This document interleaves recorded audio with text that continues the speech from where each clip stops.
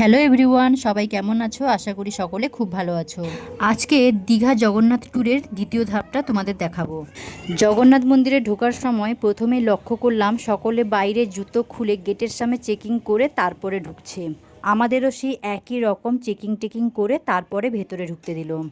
কিন্তু আমাদের এখানে একটু সমস্যা হচ্ছিল।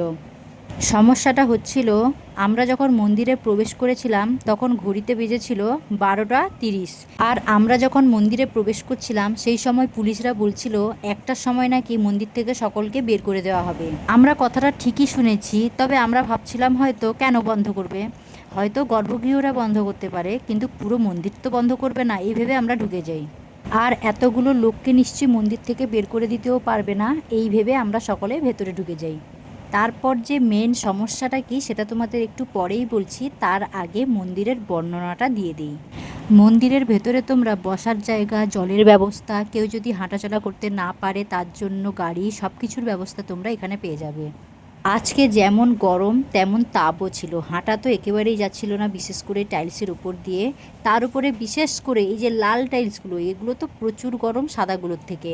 তো আমরা পরপর মন্দিরের ভেতর দিকে ঢুকতে যাচ্ছি, এমন সময় পুলিশগুলো চিৎকার করে ওঠে যে মন্দিরের গর্ভগৃহ বন্ধ হতে যাচ্ছে, তোমরা যারা মন্দিরে ঠাকুর দেখবে তাড়াতাড়ি ছোট, না হলে এখন আর গেট খুলবে না, সেই 3টের সময় গেট খুলবে। এখন ছুটে ছুটে যাচ্ছি জগন্নাথ মন্দিরের গর্ভগৃহ দেখতে, কারণ গেট বন্ধ হয়ে যাবে।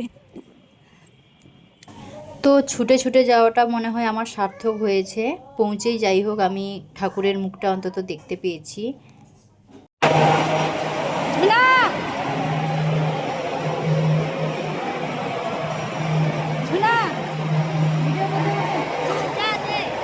তারপর ঠাকুরের সাথে একটা সেলফি নিলাম।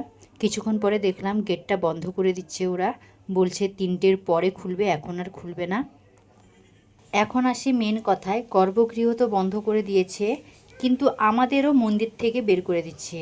মানে শুধু মন্দির নয়, একেবারে মন্দিরের ভেতর থেকে রাস্তায় বের করে দিচ্ছে, বলছে 3টের সময় এসো তখন ঘুরবে। কিন্তু আমরা তো এখন কিছুই ঘুরিনি, তো আমরা কি করে বাইরে থাকবো এত রোদে? জগন্নাথের গর্ভগৃহ থেকে তো বেরিয়ে এসেছি দেখে, কিন্তু এখানে একটা অদ্ভুত নিয়ম, একটা বেজে গেছে মানে একেবারে মন্দিরের বাইরে বের করে দিচ্ছে, ভেতরে থাকার একেবারেই নির্দেশ নেই।